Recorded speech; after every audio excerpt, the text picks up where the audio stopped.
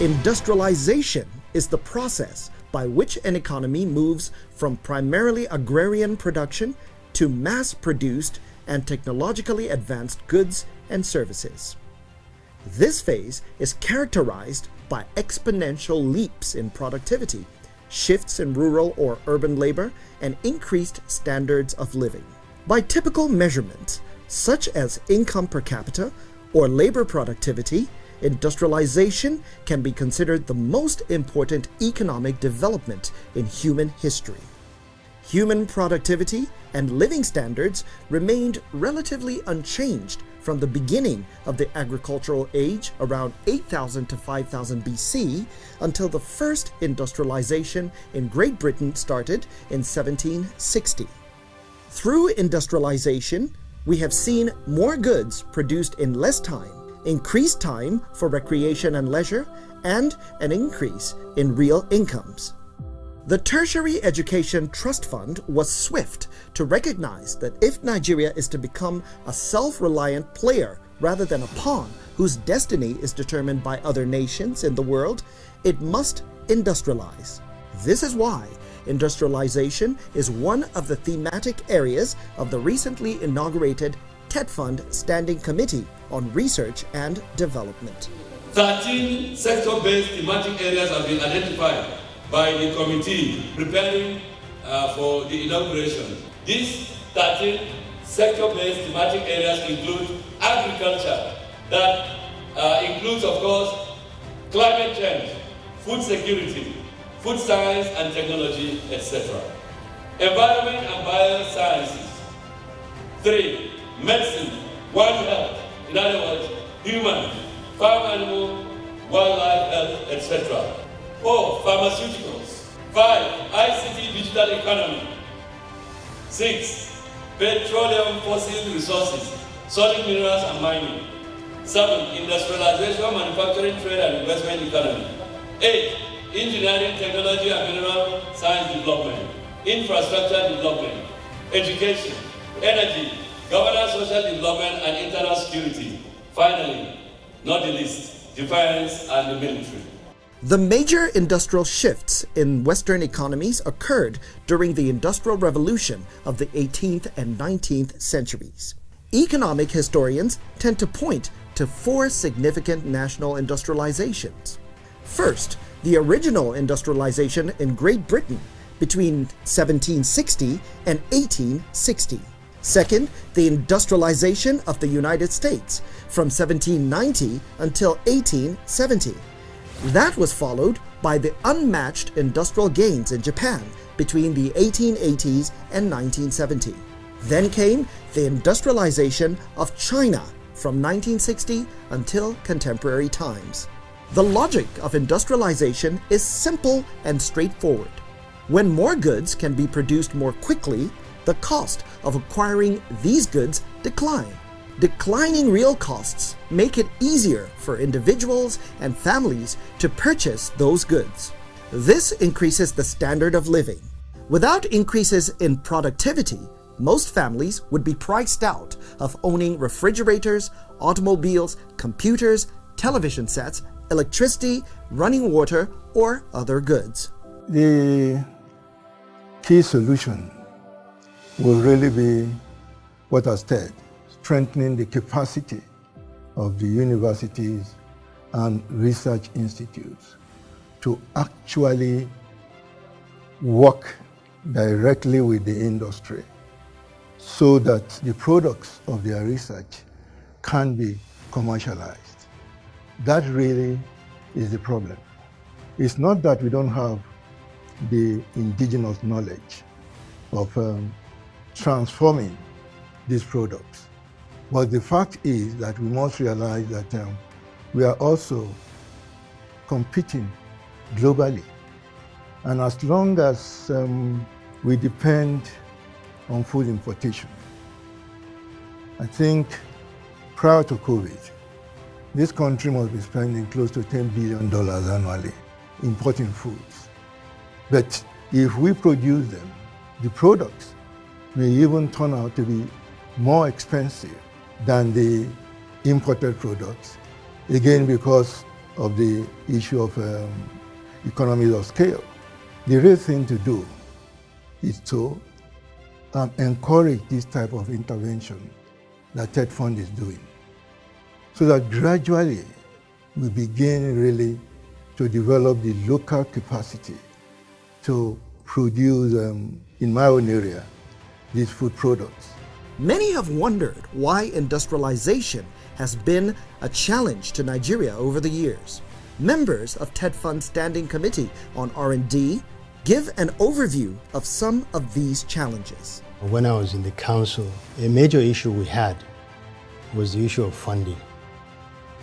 And when you look at the funding of the Agric Research Institutes in Nigeria, almost 80% of the funds go to salary payments, and about 20% goes to the research component. Even that, you are talking about the physical component of the funding, like infrastructure and so on. But the actual amount of money that goes into research is less than 5%.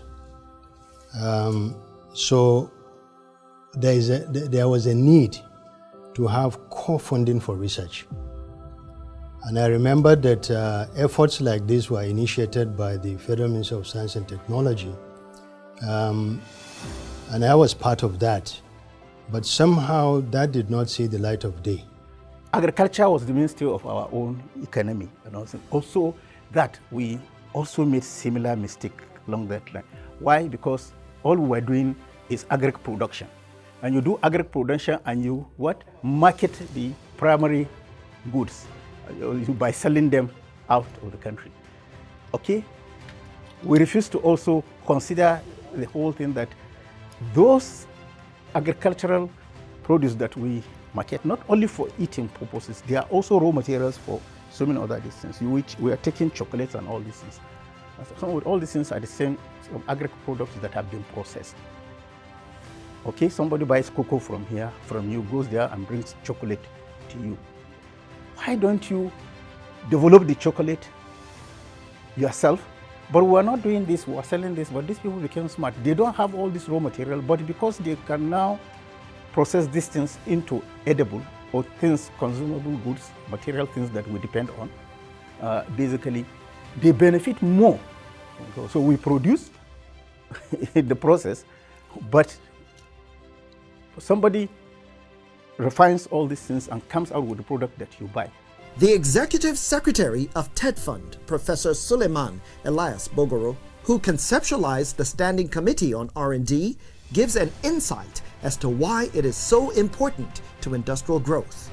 If today we want to improve on the quality of a particular drink or any snack in Nigeria, it can be pomo, it can be masa, it can be nakia. And you want to improve on it, especially in respect of lifespan or organoleptic qualities of those products. You have to inject research. If you bring the industry and the researchers that have the expertise to make a difference and add value through the outcome of your research together, and you grant them the funding and they work together, that is the essence of the National R&D Foundation. For the first time, we have inaugurated TETFund Centers of Excellence, with majority of the Centers of Excellence around the disciplines of STEM, science, technology, engineering, and mathematics, as it were. And we are also conscious that we deliberately emphasize some of the Centers of Excellence in agro-based areas, whether it is species conservation, marine research, artificial intelligence, kidney transplant, you can go on and on. Of course, infectious diseases, we have COVID, we have Lassa, we have had Ebola. You don't know what comes next. Let us have those centers of excellence that they will become references of excellence. That's what a center of excellence, in terms of faculty quality, in terms of research infrastructure, and outcome of research. TETFund has brought in the scope. And if you look at the people, the academicians and personalities that have been put together under the Standing Committee for Research and Development, it cuts across the entire spectrum of the economy. And we need to look at a basic framework that will be used to build the building blocks. Even if we're asking for increased funding, there must be a basis for that. And so what this group is doing is looking at who are even the stakeholders that we are talking about. What are the institutions that we are talking about in terms of R&D, both within the public sector and the private sector? And then we look at the quality of infrastructure that's available. And so we can aggregate that to see how we can now justify what kind of funds that are needed to really revitalize research and innovation. The countries that merely rely on agriculture have remained underdeveloped, whereas nations which developed industries achieved high rates of development. This is where I give commendation to our former Minister of Agriculture, Dr. Adeshina. I worked under him for about 4 years. There was a lot of emphasis on value addition because most often we produce the raw products and then we export these products outside, and then they add value to the products and then bring it back and sell these products at very high cost, to us. So and it's one of the issues that we are looking at under the Agri Group, value addition. And if we do that, I think we can save a lot of foreign exchange. The advanced countries encourage industrialization on a large scale and transferred advantage to agriculture. They achieved balanced growth in various sectors of the economy. If knowledge drives the world today, then you know that research and development is very, very key for informed decision in policy making. You need to get data, get information so that you can take informed decisions on matters. When you start doing that, that's research. Countries that have developed, they developed because of this. In fact, they have made it in such a way that the average citizen subconsciously has imbibed the culture of research. In India today, everything they talk about is make in India. Make India, make in India, not made in India, make in India. So bring it in there, make it in India. So we can encourage, our economy is robust. So many people want to invest in Nigeria, but we must seize that opportunity and seize the initiative. For as long as we give them the impression that they have a large market here, where they can bring everything that is not useful to them, dump them here and expect us to buy, we will not make effort to developing our own initiative and other things. So it's a wide range of benefits to everybody, starting from the man in the village, the man in the town, the man in the city, the academia in the university, the industries, the military research institutions. Everybody will be working, and at the end of the day, what you now have is a knowledge-based economy for the nation. When I first appeared in UK for my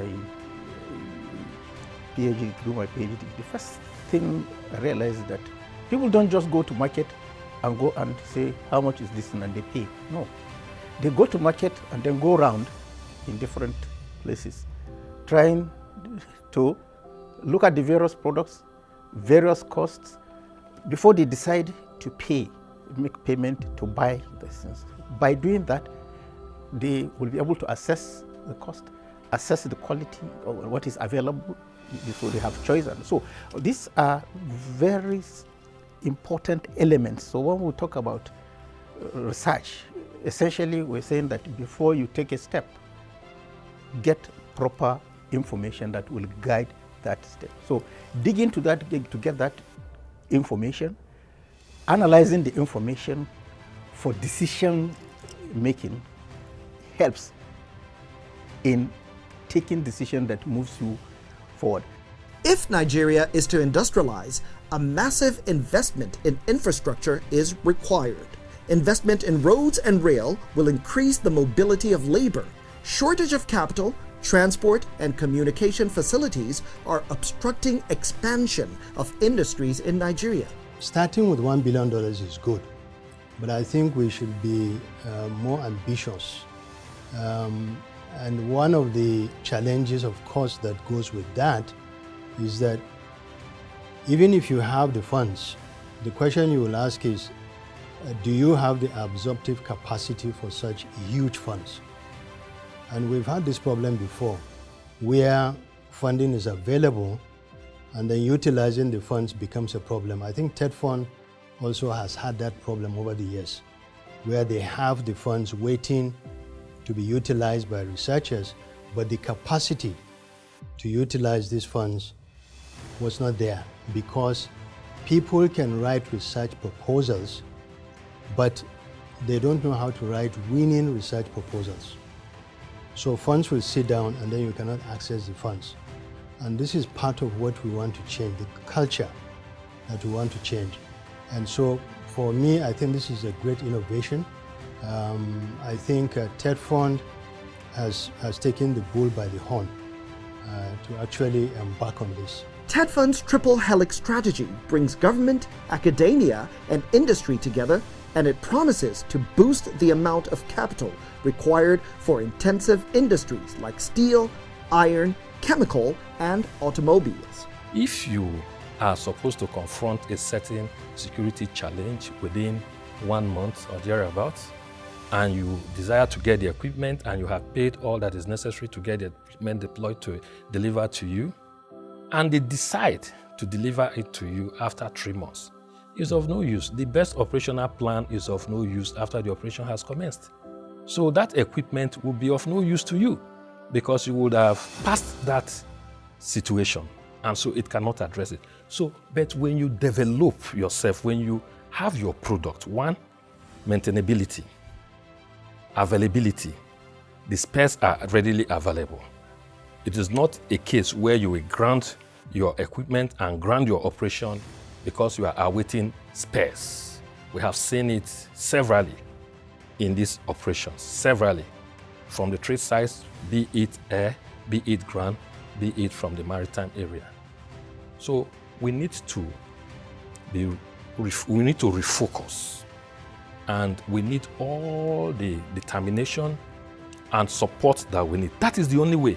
Because for as long as you continue depending on imported equipment and platforms while fighting the enemy, then you are not an independent military. Huge capital is also required to establish and expand industries like textile, carpet, sugar, and paper.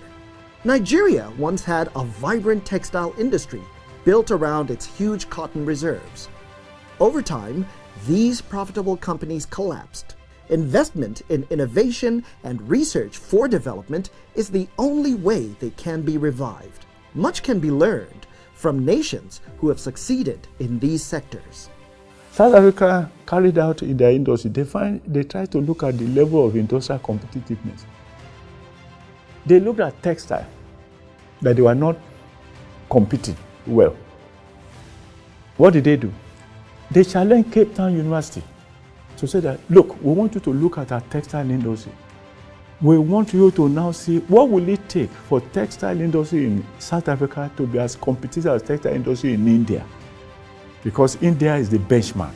They said, our challenge is we want to catch up with India in the next 4 or 5 years. And the university, we want you to. And what did the university? The researchers, first of all, they went to India. What is going on in India that is not in South African textile industry? And they were able to see, pattern making, the process technology, and so on. They came back and they started addressing all those issues. Within 3 or 4 years, the level of competition of textile in South Africa improved considerably. That type of challenge is where we are saying, why don't we? And Nigeria will even do that easily because we have a number of people that can respond So that's the type of thing that we're expecting R&D also will do, to be able to look at our competitiveness in various sectors, identify what are the deficiencies that you can now turn to universities, polytechnics, will challenge you with this. And then, of course, you fund, and they will respond. The commercial triangle that keeps wealth within the country can be complete when industry, with government support, identifies unique needs and fund research in universities, colleges of education, and polytechnics. In the military, we have some of the security challenges confronting us.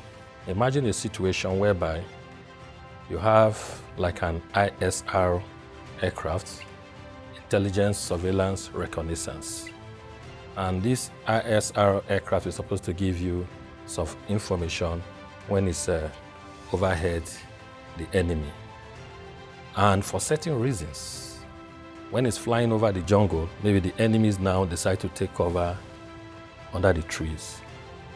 So you have a situation whereby the camera cannot penetrate the foliage. And this is a situation that we had to overcome. And you go to the camera companies, they will tell you that they do not have cameras to address that situation. And you go around the world, you cannot buy the camera. So what are you supposed to do? Because unless you address this, and you can only address it through research and development.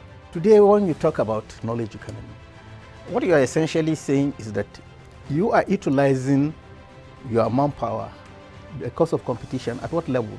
At the level of tertiary institutions. For the purpose of putting Nigeria at this level in 10 years, for example, we will need to catch them young.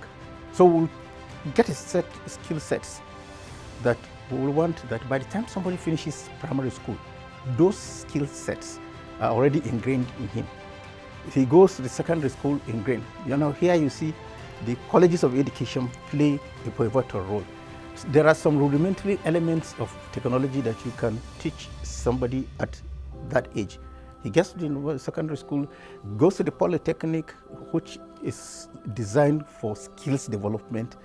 Basically, you get another set of skills which are going to be based on research.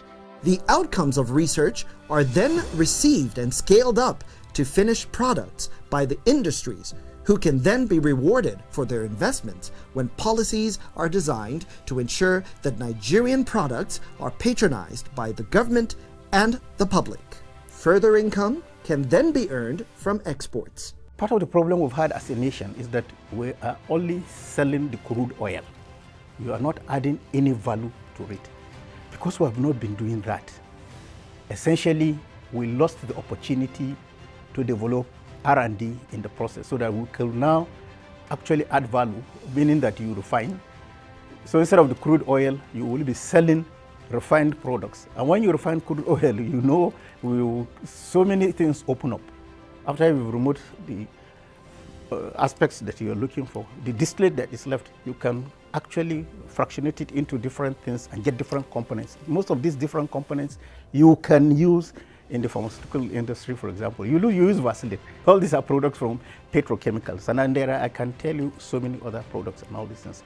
So we missed the opportunity of getting R&D by adding value to oil.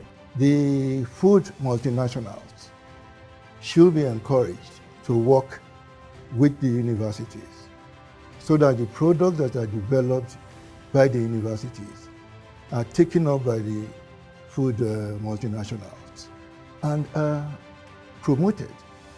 Because at times, it's just really the marketing that makes the difference. But if we work towards this kind of intervention that the TETFund is promoting, and institutions can really be empowered to move on, like I said, from beyond the bench scale to pilot plant production, so that indeed the food industries can adopt whatever product that we produce. In that way, the products are consumed locally And before we know it, we'll be able to meet the international standards. The economic growth provided by industrial development is a well-sustained growth that can transform any economy. Industrial growth and economic growth go hand in hand. Economies thrive when an industry is growing because a growth in industry means more jobs, more money, and more opportunity. As a population grows and industry develops, there is an increased demand for goods and services. And there is more innovation and more financial opportunity. We all profit as a community thrives through industrialization. And that is the paradigm shift.